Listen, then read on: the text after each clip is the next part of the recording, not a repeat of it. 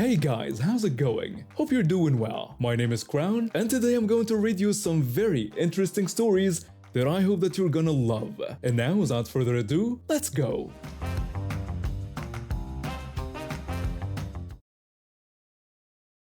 Men have been harassing me since I was 14 years old. After nearly 20 years of this garbage, I'm tired. So tired of pretending it's normal or acceptable when grown men think they can comment on my body like I'm some object put on this earth for their entertainment. My partner and I have this weekly ritual where they book me a manicure appointment. It's become my sacred self-care time where I can just sit back, relax, and come out feeling polished and confident. The nail technician at my usual salon is amazing, and she always knows exactly what I want without me having to explain it every time.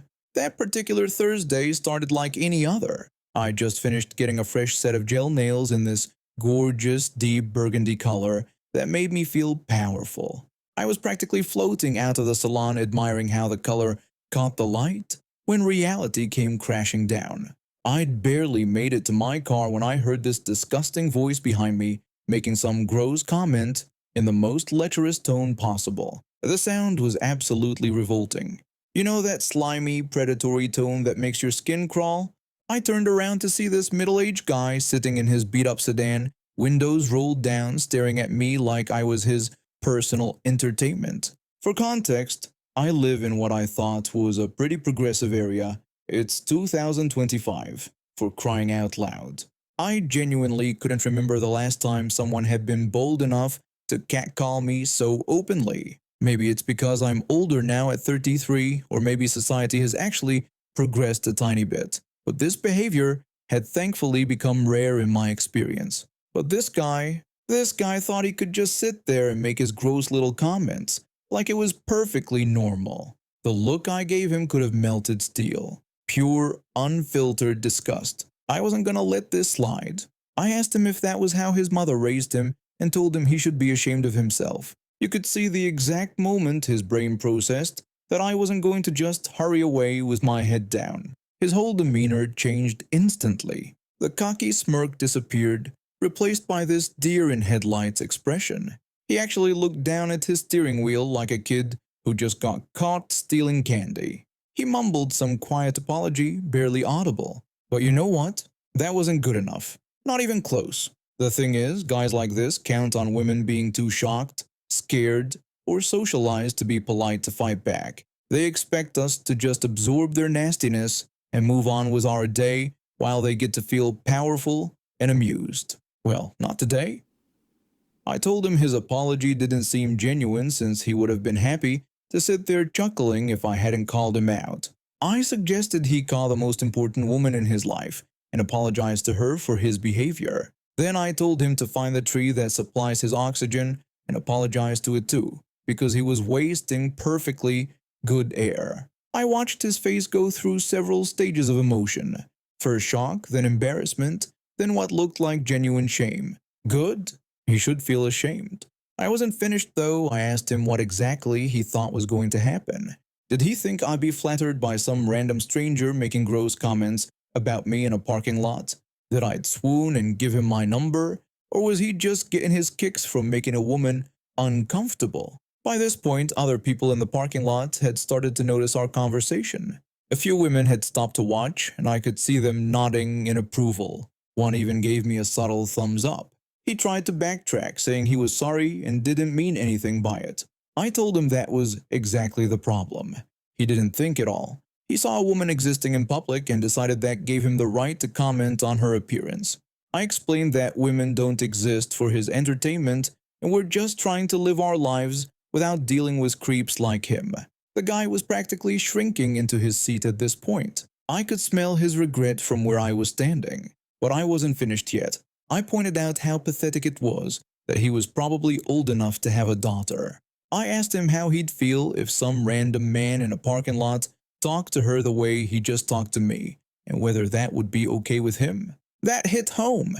His face went pale, and he actually flinched. He admitted it wouldn't be okay. I asked him why he thought it was okay to do it to me then.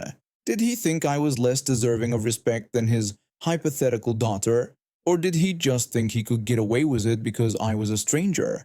He didn't have an answer for that. How could he? I told him exactly what was going to happen next.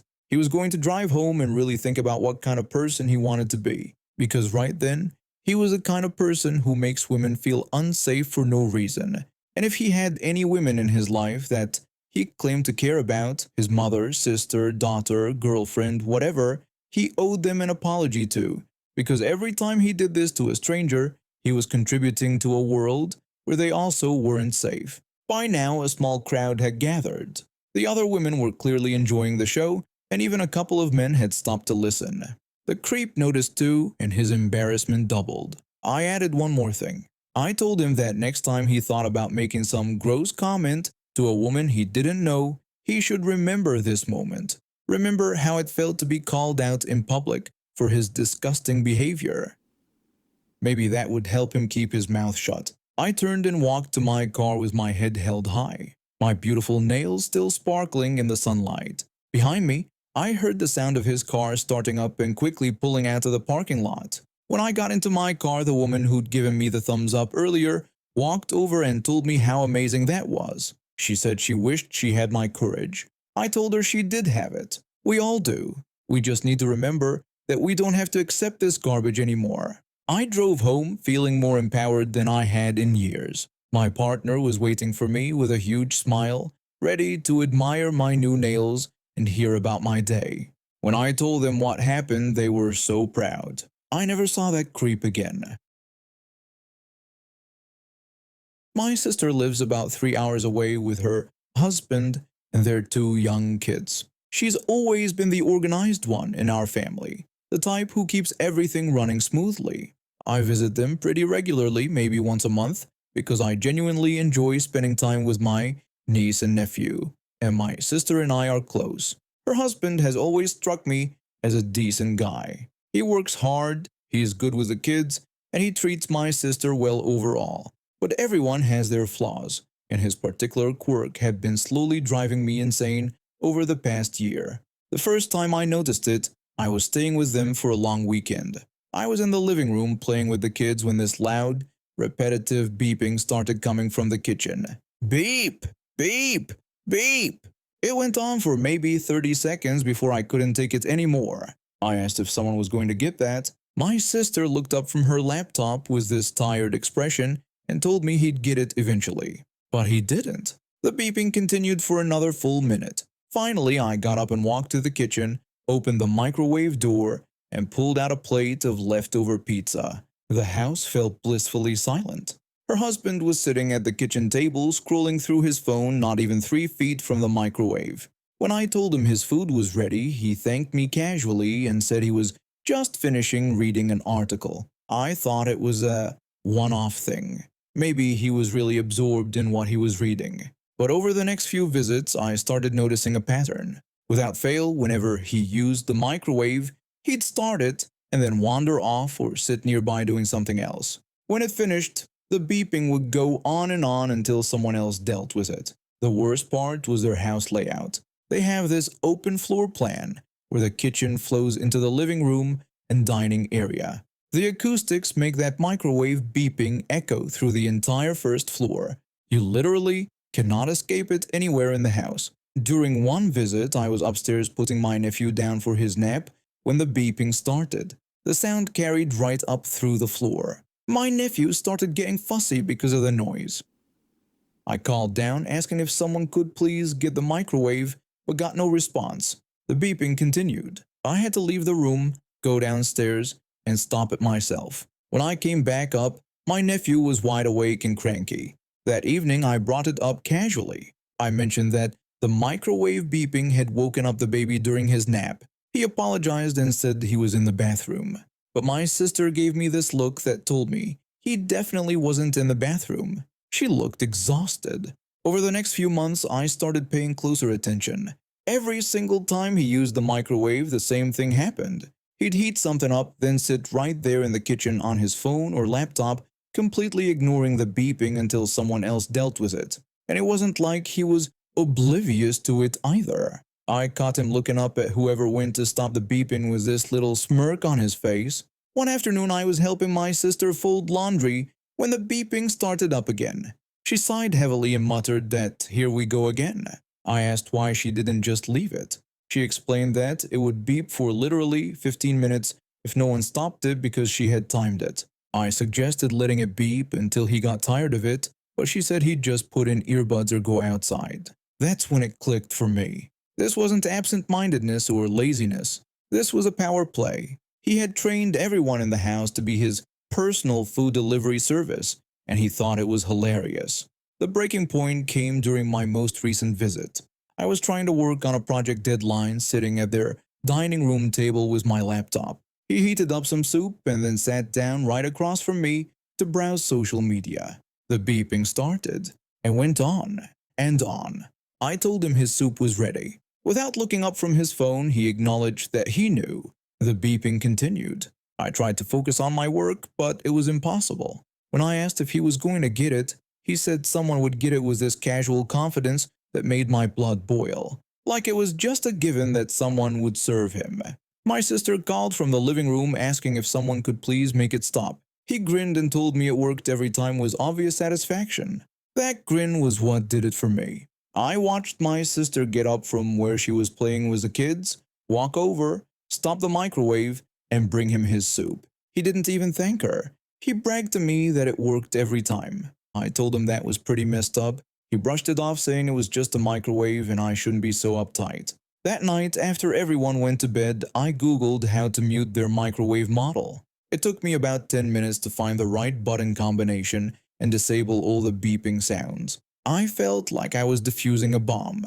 The next morning, he heated up his coffee like always. I waited. Nothing. He kept looking at the microwave, clearly waiting for the beeping to start. When it finished its cycle in silence, he looked confused. He muttered that it was weird. He opened the door, got his coffee, and didn't think much more about it. But later that day, when he heated up leftover Chinese food, I could see the wheels turning. He kept looking at the microwave expectantly. When no beeping came, he actually got up and checked if it was working. He asked my sister if the microwave was broken because it wasn't making any sound. She pointed out that it had heated his food just fine. He complained that the beeper wasn't working. She asked sarcastically if that meant he actually had to pay attention and get his own food when it was ready. He told her she was very funny, but I could see she was enjoying this development. Over the next couple days, his whole system fell apart. He'd heat something up, wander off thinking the beeping would summon his personal wait staff and then come back 20 minutes later to find cold food. The first few times he seemed genuinely confused about when his food had finished heating. He started having to actually pay attention to timing, which clearly annoyed him. By the third day, I could tell he was getting frustrated. He kept fiddling with the microwave buttons, trying to figure out what was wrong. He even looked up the manual online. My sister was practically glowing with happiness at the blessed silence in their house. On my last day there, he confronted me directly. He demanded to know if I had messed with his microwave. I told him I had just looked up how to mute the beeping. He got angry and said I had no right to tamper with his property. I pointed out that I was just trying to make the house more peaceful for everyone, especially the kids. He insisted that I change it back immediately. I refused and told him that Google was his friend too if he wanted to figure out how to change it back himself. He said I was interfering in their marriage and causing problems between him and my sister. My sister tried to act mad at me for his sake at first, but I could tell her heart wasn't in it. After a few days of blessed microwave silence, she actually asked me not to change it back. When he threatened to buy a new microwave, she told him she'd do the same thing to that one too. The whole situation escalated when he realized he'd lost his personal waitstaff permanently. He called me up a week after I left, furious that I still hadn't changed it back. He ranted about how I was ruining his marriage and that his wife was taking my side over his. I reminded him again that he could easily look up how to change it back himself if it bothered him so much. But here's the thing, he never did look it up. I think he was hoping that if he complained enough and made enough of a fuss, someone would cave and give him back his beeping servant bell. My sister told me later that he'd been sulking around the house for days, dramatically sighing every time he used the microwave. The final straw came when he tried to recruit the kids to his cause. He started telling them that Uncle was being mean to Daddy by breaking the microwave. But kids aren't stupid. My 6-year-old niece asked him why he couldn't just get his own food when it was done cooking like everyone else did. My sister called me, laughing about that conversation. She said seeing their daughter call him out had been the wake-up call he needed. He finally admitted that he'd been taking advantage of everyone's annoyance with the beeping to get waited on. She told him that if he wanted the beeping back so badly, he could figure out how to change it himself, but that she wasn't going to enable his lazy behavior anymore. My sister says the house is so much more peaceful now. I'm a single mom to my 8-month-old daughter. Her dad left when I was 6 months pregnant, saying he wasn't ready for the responsibility. So it's just been me and my little girl since day one. I work as a part-time bookkeeper for a small business, which allows me some flexibility with my schedule, but money is always tight. The incident happened on a stressful afternoon. I had just gotten off work early because my daughter had a doctor's appointment for her routine checkup. The pediatrician's office was running behind, so what should have been a quick visit turned into a 2-hour ordeal. By the time we left, it was already past 5 p.m., and I desperately needed to grab groceries before the stores got too crowded with the evening rush. I decided to stop at the local supermarket on my way home. My daughter had fallen asleep in her car seat after all the poking and prodding at the doctor's office, so I carefully transferred her into the stroller without waking her. She looked so peaceful, and I was grateful for the quiet moment. The store was busier than I expected. I grabbed a shopping basket and hung it on the stroller handles, then started making my way through the aisles. I was trying to be quick since my daughter could wake up any minute and start fussing. I had my shopping list on my phone and was focused on getting everything efficiently. I was in the cereal aisle, reaching up for a box of oatmeal on a higher shelf.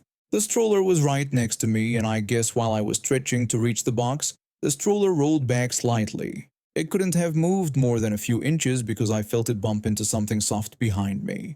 I turned around to apologize, thinking I had accidentally bumped into another shopper. Instead, I found myself face to face with this woman who looked furious. She was probably in her 50s, wearing expensive-looking clothes. I immediately apologized and told her I hadn't realized the stroller had rolled back. I started to pull the stroller forward, but before I could even process what was happening, this woman completely lost it. She started yelling at me about how people like me have no respect and think we can just push our way around with our strollers and inconvenience everyone else. I was taken aback by her tone. The bump had been so gentle that I barely felt it myself. I apologized again and explained that it was completely accidental and that I had just been reaching for something on the shelf. But she wasn't having any of it. She shouted that it wasn't accidental and that I was taking up half the aisle with my stroller. She said some people were trying to shop in peace without dodging baby carriages left and right. At this point, other shoppers were starting to notice the commotion. I felt my face getting red with embarrassment. My daughter was still sleeping peacefully, completely unaware of what was happening. I tried to calm things down by saying I had apologized and that it was barely a tap. I told her I didn't mean for it to happen, but Karen just got more aggressive. She claimed I had rammed into her, not just tapped her. She said she had a bad back and that I had probably aggravated it. I knew she was exaggerating. The stroller had barely made contact with her leg, if at all, but I was trying to keep the peace. I asked if there was anything I could do to make things right. That's when things went from bad to worse. Instead of accepting my apology or even just walking away, Karen did something I never could have expected. She told me what I could do was learn to control my stroller, and then she kicked it. Not a gentle push or nudge, she actually kicked it, hard enough that it jolted backward, and my sleeping baby woke up with a startled cry. I felt something snap inside me. This woman had just kicked my stroller with my infant daughter inside it. My protective mom instincts kicked in immediately. I asked her if she had just kicked my stroller with my baby in it. She responded that maybe now I would pay attention to where I was going. My daughter was crying now, scared and confused from being jolted awake so roughly. Other shoppers had definitely noticed what happened, and I could see the shock on their faces. I told her she had just assaulted my child and that It was completely unacceptable. She just rolled her eyes and told me not to be so dramatic, saying it was just a little kick. A store employee had heard the commotion and came over. He was a young guy, probably still in high school, and looked uncomfortable with the situation. He asked if everything was okay. I explained that this woman had just kicked my stroller with my baby inside it because it had accidentally bumped into her. The employee asked Karen if that was true. Karen claimed she had barely touched the stroller and that I was being hysterical. But here's where Karen made her biggest mistake. She didn't realize that several other customers had witnessed exactly what happened, and they weren't going to let her lie about it. One witness spoke up and said they had seen the whole thing and that she had definitely kicked the stroller on purpose. Another customer agreed and said they had seen it too, calling her behavior completely uncalled for. The store employee looked relieved to have witnesses backing up my story. He told Karen she needed to come with him to speak with a manager. Karen protested that this was ridiculous and that she was a paying customer. She said they couldn't treat her like this over some accident, but the damage was done. The store manager was called, security camera footage was reviewed, and the police were contacted. Karen tried to claim she was the victim, saying I had deliberately rammed into her and that she was just defending herself. But the cameras told a different story. The footage clearly showed my stroller barely touching her leg, followed by her deliberately kicking the stroller in retaliation. It also captured her aggressive behavior and the fact that multiple witnesses had seen what really happened. The police arrived and took statements from everyone involved. Karen continued to insist that she had done nothing wrong, but the evidence was overwhelming. She was arrested on the spot for assault on a minor. I later learned that Karen had a history of similar incidents. Apparently, this wasn't her first time having confrontations with other customers in various stores around town. She had been banned from 2 other grocery stores for aggressive behavior toward staff and customers. The legal process took several months. Karen initially tried to fight the charges, claiming she was being persecuted. Her lawyer eventually convinced her to accept a plea deal, but the judge wasn't having any of it when he heard the details of the case. During the sentencing hearing, the judge made it clear that kicking a stroller with an infant inside it was completely inexcusable, regardless of what had led up to it. He said that adults are expected to control our tempers and that there was no justification for taking out frustration on a helpless baby. Karen ended up getting 6 months in jail and 2 years of probation. She was also required to attend anger management classes and pay for my daughter's medical checkup to ensure she hadn't been injured by the sudden, jarring motion. The whole experience was terrifying at the time, but I'm glad I stood up for my daughter and didn't just let it slide. No one should be able to kick a stroller with a baby in it and get away with it, no matter how minor they claim their actions were. My daughter is fine, by the way. She's now a happy, healthy toddler who has no memory of that awful day. I started working at this burger place when I was 16. My family wasn't doing great financially, so I needed the job to help out with bills and save up for college. The place was one of those generic fast food joints that hired mostly high school kids because they could pay us less. They had this unwritten rule where they'd stop scheduling you once you turned 18 since they'd have to pay adult minimum wage. The management was absolutely terrible. My manager was this middle-aged guy who acted like he owned a Fortune 500 company instead of a greasy burger joint. He had this policy that if you couldn't make your shift, you had to find your own replacement. Didn't matter if you gave them a month's notice or if you were literally in the hospital. He'd make it clear that if you couldn't find someone, you'd be fired. The staffing was always a mess. We were constantly understaffed because people would quit without notice, tired of dealing with the terrible management. When we were short on people, we'd have to turn away customers who wanted to eat inside and only serve the drive-thru. But somehow, this was always our fault, never management's fault, for not hiring enough people or treating employees decently. I was 17 and a half when this whole situation went down. It was my final year of high school, and I was taking 6 subjects for my final exams. These weren't just regular tests. These were the big end-of-year exams that would determine if I could get into college. Each subject had its exam on different dates throughout November. Back in August, I went to my manager and told him about my exam schedule. I explained that I needed time off for my final exams in November and that I had 6 exams spread across different days. He reminded me about the policy and said I needed to find replacements for those shifts. When he told me it didn't matter that these were my final high school exams or that I was giving him 3 months' notice, I was shocked. He made it clear that I had to find replacements or I'd be fired. 3 months' notice, and he was still making me scramble to find people to cover. But I needed the job, so I started asking around. Most of my co-workers were also students dealing with their own exam schedules, so finding people was nearly impossible. The night before my very last exam, he texted me asking if I'd found someone for the next day's shift. I had been stressing about this for weeks. I'd asked everyone I could think of, but nobody was available. I was panicking because this was my final exam, the one that would complete my high school education. If I missed it, I'd have to wait until the next exam period to graduate. Then I remembered my older brother.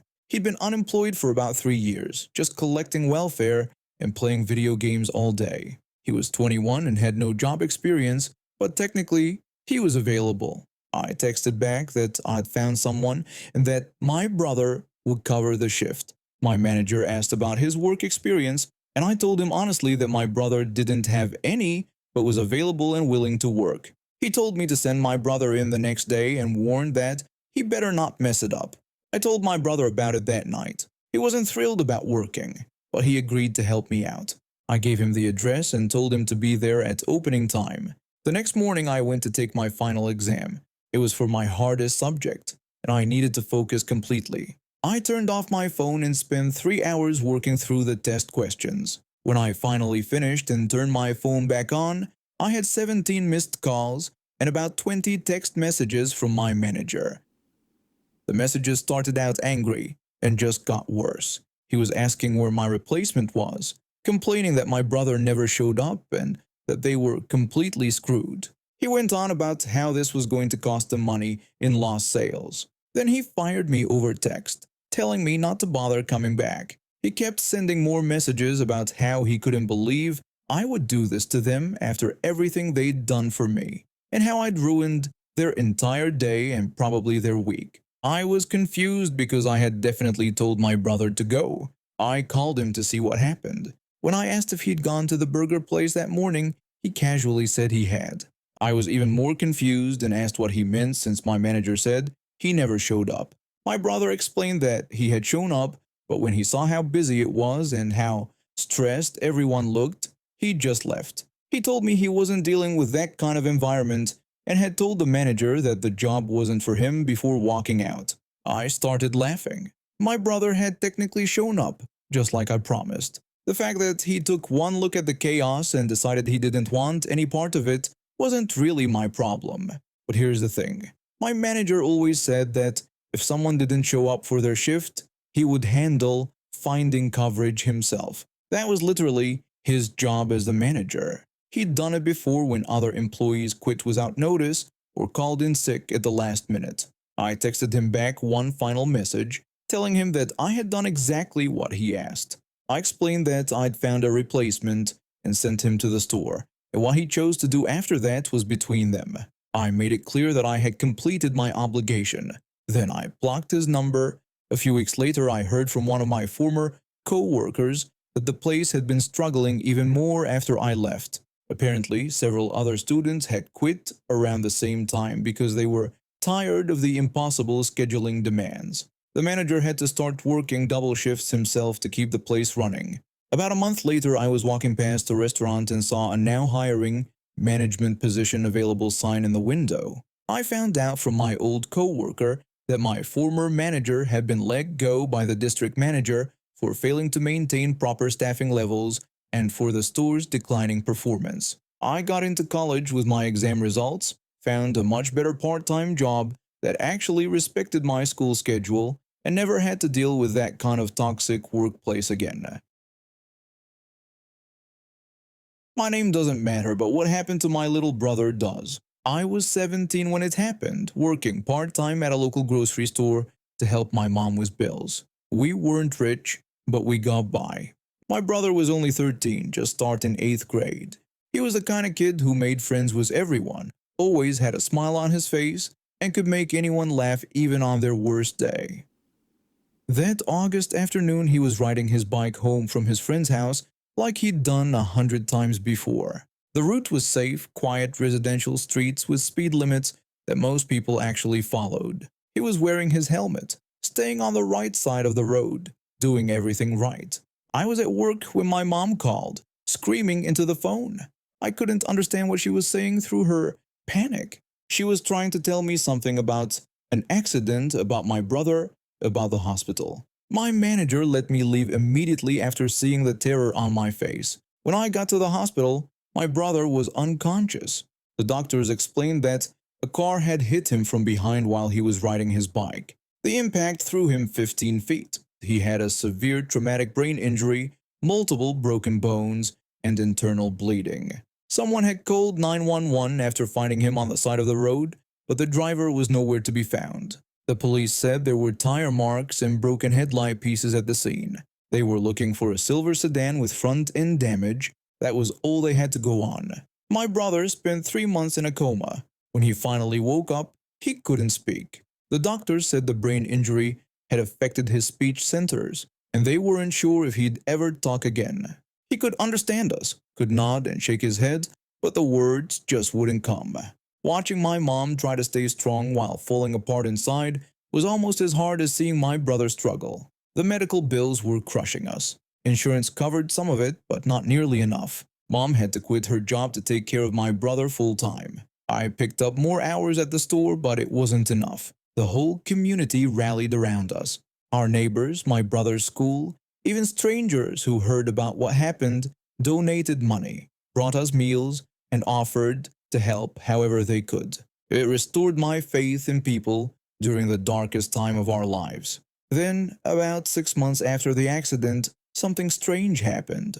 A friend of mine shared a fundraising page on social media asking people to donate to help an elderly woman whose car was damaged in an accident. The page said she was struggling financially and needed help getting her car repaired so she could get to work. My friend asked me to share the page because she thought this poor old lady needed help fixing her car after an accident. I almost shared it myself until I read the details more carefully. The accident had happened in August in our town and involved a silver sedan. My stomach dropped. I asked my friend where she had found the page, and she told me someone from her work had shared it. I screenshot everything and called the police detective who had been handling my brother's case. I could barely get the words out when I explained that I thought I had found something about my brother's accident. The detective asked what I meant, and I told him about the fundraising page for car repairs involving a silver sedan in an accident that happened in August in the same area where my brother was hit. The detective told me they'd look into it immediately. Within a week, they had tracked down the owner of the fundraising page, a woman in her 50s who had been driving her elderly mother's car the day of the accident. When the police dug deeper, they found she had actually set up 2 separate fundraising pages. One claimed she needed help getting her grandmother back on the road, and another was specifically for car repair funds. Both pages had been active for months, and she had raised over $3,000 from people who thought they were helping someone in need. The truth was, her car was damaged but still drivable. She had been driving it every day since the accident. She didn't need the money for repairs. She was just taking advantage of people's kindness while my family was drowning in medical debt from the injuries she had caused. What made it even worse was reading some of the comments on her fundraising pages. People were writing about how sorry they felt for her, how terrible it must be to struggle financially, how they hoped the money would help her get back on her feet. Some people shared stories about their own car troubles and how they understood what she was going through. Meanwhile, my brother was still in physical therapy, still unable to speak, still struggling with basic tasks that used to be simple for him. My mom was working herself to exhaustion trying to care for him and keep up with the mounting bills. The detective told me that once they had identified the woman, they were able to match paint samples from her car to the evidence found at the scene. They also found that she had gotten estimates for repairs right after the accident, but had never actually gotten the work done. Her internet search history showed she had looked up information about hit-and-run penalties and statute of limitations laws. When the police finally arrested her, the local news picked up the story. The reporter who covered the arrest discovered the fundraising pages and reported on them during the evening news. The reporter explained how the woman had been raising money, claiming to need help with car repairs, while the victim of her hit-and-run was still recovering from his injuries. The fundraising pages were taken down within hours of the news report airing, but it was too late. Screenshots of the pages and the comments had already spread across social media. People who had donated money were furious. Some of them started demanding refunds, while others said they wanted their money to go to my family instead. The woman's neighbors started coming forward with information too. Several of them said they had seen her car was damaged right after the accident happened, and some remembered her asking for recommendations for cheap auto body shops. One neighbor said she had seemed nervous and jumpy for weeks after August. During her arraignment, I sat in the courtroom with my mom and brother. She kept her head down the entire time, never once looking in our direction. When the judge read the charges against her, felony hit and run causing serious injury, her lawyer tried to argue for reduced bail because she was caring for her elderly mother. The prosecutor pointed out that she had been perfectly capable of setting up elaborate fundraising schemes while hiding from the law for over a year. The judge set her bail at $50,000 and scheduled her trial for the following spring. When we left the courthouse that day, a reporter asked if we had anything to say about the fundraising pages. My mom told him that while we were grateful people wanted to help others, it was heartbreaking to know that someone could profit from the same accident that had devastated our family. Now we're waiting for the trial. The prosecutor says she's facing up to 5 years in prison and will have to pay restitution for my brother's medical expenses. The fundraising platform has also banned her from ever using their service again and is working with authorities to track down everyone who donated money so they can get refunds if they want them. My brother still can't speak, but his doctors say there are signs of improvement. He might be able to come home by Christmas, which would be the best gift our family could ask for. And now we have reached the end of today's stories. Thank you for watching, and see you next time.